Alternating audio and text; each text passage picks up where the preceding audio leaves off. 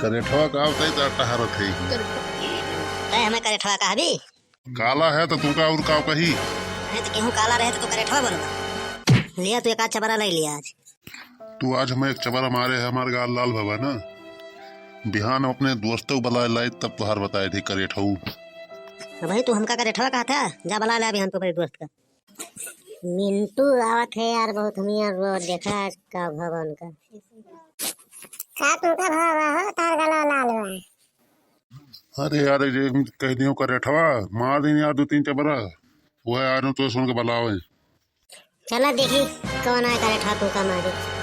आज सवेरे सवेरे मार दिमाग खराब कर दी इसका करेठवा कह के आवा दिया गवा अपने दोस्त वाला आज फिर से उनको बताई ये नहीं हुए हो हमें मारे रहे हैं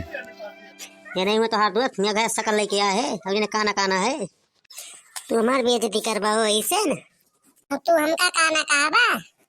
वही एक ने चबरा पाए दूसरे उड़ाया मार खाए हैं अपनी और मारा बब्बे तो है तीनों जने का अरे ऋतिक दोसन हो गया है का तू का 3 जने ही ना मार पावा जे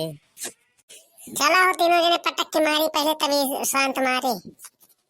ना तो तीनों जने है मेरा मार पटक के शांत ना है अरे के कहा बताई थी इन्होंने तो बड़ी मार मारा था लोग जब हम मारे देखा बहुत हमें मार लिया चबरा अरे अपना मारा नहन मरीन जावे छोड़ दिया हो अपना मारा अब तो है सुनका